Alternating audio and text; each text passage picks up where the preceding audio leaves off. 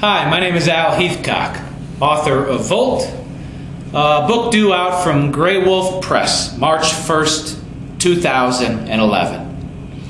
Volt is a collection of stories all set in a fictitious, small American town named Crafton.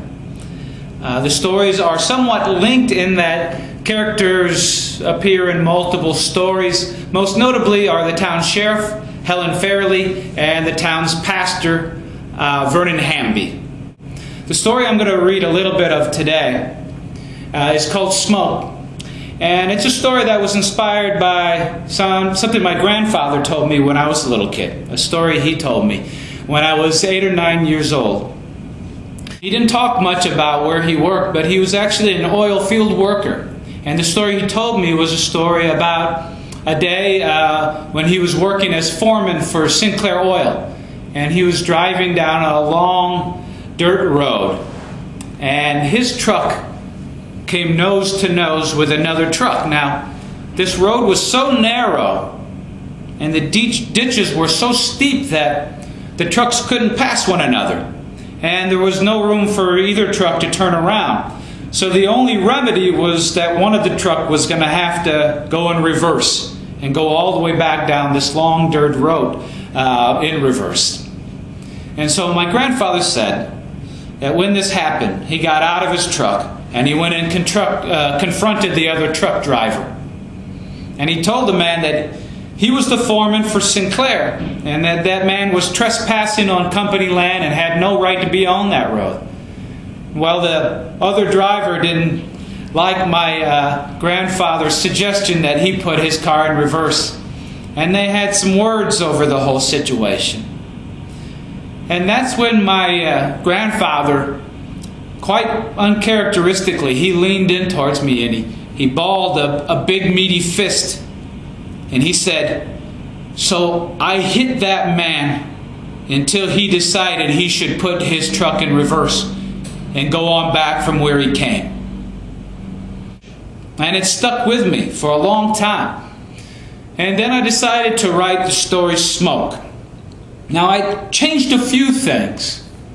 Though I still had a man who went on a long dirt road and his truck came nose to nose with another truck, just like my grandfather's story. In my story I have the man who's modeled after my grandfather is just a year back from war and is really struggling to assimilate back into civilian life.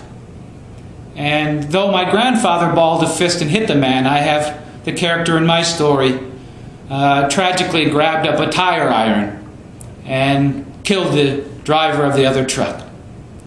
My story is told from the point of view of the man's 15-year-old son, a young Vernon Hamby. And the story begins with Vernon Hamby being awakened by his father. And his father is injured, was cut in the fight. And his father asks him to help him go hide the body. And so the whole first part of the story is Vernon and his father working to carry the body out through the woods and way back to some old Indian caves where his father is planning on doing his best to get rid of the evidence. This is from Smoke. Finally, he dragged the quilt down the calcite corridor, Mr. Augusto's head knocking against the damp floor. Vernon pulled tenderly, as if dragging a man asleep and trying not to wake him. He became intensely aware of his own skin, the cloth on his fingertips, blisters crinkling the balls of his feet. And soon he felt the heat from the fire on his neck, and he tugged the body as if entering a furnace through the cavern's mouth. The fire lashed flames the size of small trees, and the oval of blue sky was overcome by the smoke, and the cathedral walls now reflected firelight instead of sunshine. His father approached, and they stood with the body and the quilt between them. "Help get it on the fire, son." His father straddled the quilt struggling to lift Mr. Augusto's feet with his one hand, and Vernon grabbed the quilt up under the shoulders. They awkwardly dropped the body, and the fire was momentarily smothered, and the break in the smoke brought a flash of bright light. And then the sun was gone again, and the flames grew livid as his father stirred the logs. Vernon sat on a granite bench, covering his nose to the smoke and facing his shadow flickering on the wall. "Vernon," his father said, standing at his shoulders, "I want you to take your mama out tonight." And he handed Vernon a folded wad of dollars. "Get her a steak. Take her to the picture show." He sat down beside Vernon, cradling his black-fingered hand tight to his ribs. "When you come back home tonight, Mama will go and meet me at the old McAllister Road, and from there we're gone." And Vernon wondered if the money his father had given him was from Mr. Augusto's wallet and allowed him to peek behind at the fire. His eyes blinked against the heat. The quilt fabric burned away in spots to expose the body. Mr. Augusto's arm stretched to the edge of one bench, his shirt cuff wriggling with fire, yet the hand untouched, the flames reflecting hard off his gold watch. Waves of smoke scorched Vernon's eyes. He turned back to the wall.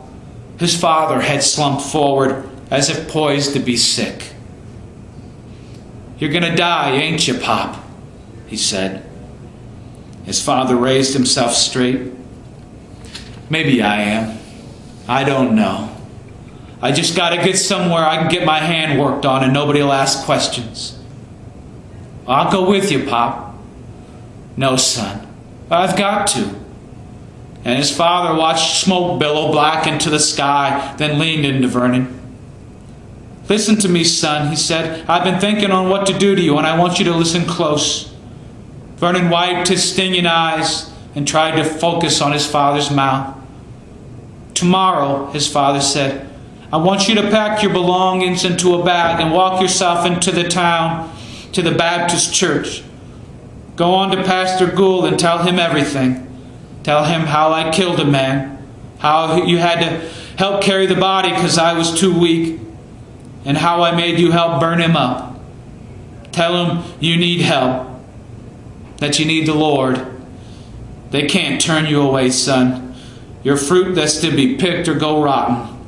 You go it straight, son, and they'll give you a life. They'll give you a home. You'll be a symbol to them of how someone can come out of the fire and become righteous. You'll be a symbol, and they'll take good care of you always because folks need something to believe in," he said. "And I'll be a symbol too." And then he was quiet and draped his good arm around Vernon's shoulders. His head lolled, and then Vernon was looking into his father's gray eyes. "This thing we done, Vernon," he said, "it's outside of so much. I've worried about all the things that'll change, but I've been thinking about them things what can't be touched. Ain't a woman in the world more beautiful than your mother. I was thinking about how much I loved her and how that ain't changed. And that got me thinking about my heart and how when it rains, your skin and hair gets wet and cold, but your heart don't know if it's raining or hot or windy. It just keeps on beating." He lifted his arm back from around Vernon. "Well, that's how I like to think of it, at least. It ain't all clear in my mind just yet." And he motioned towards the cave entrance. "Go on now. Take your mother out tonight and try and just forget about me." In a gesture they often shared when Vernon was a child, his father kissed his cheek. Vernon touched his father's hair, then rose and did not look back. He was barely conscious of his movement as he wandered up and out from the tunnels. He mindlessly negotiated the sandstone facade. He walked the woods thinking he should climb back to the cave, that there was more to be said, that he should stay and help his father, but the ground passed quickly beneath him, and he did not slow until wire patching his boot soles snagged against the grass of the dense sedge prairie. And Vernon faced what was behind him. Above the tree line rose smoking Sandstone Peak. Black smoke smeared the sky like an oily thumb dragged down pretty paper, and in that smoke were brass buttons and blood. Vernon's eyes burned from smoke. His hands and arms were beaded with soot-black sweat. Smoke clung to his hair, his clothes, his skin. He tasted smoke on his teeth. Flames flared behind Vernon's breastbone. He coughed and spat and wheezed. He became lightheaded. He dropped to one knee. Sedge swayed in his eyes, and he could no longer see the peak. He saw only smoke-hazed sky. The sky had been sullied for so long, Vernon couldn't recall the day without smoke. And he lay back in the grass, but could not swell the heat in his chest. Wind-blown smoke swirled in the sky above where he lay, higher, swirling higher.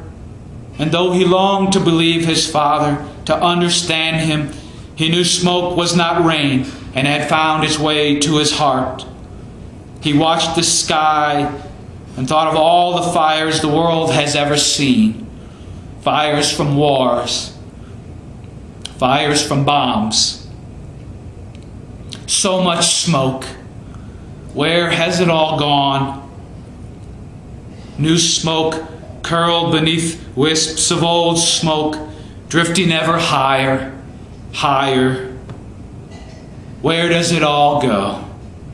He inhaled deeply, and his insides burned, and Vernon knew all that smoke was now just the air we breathe.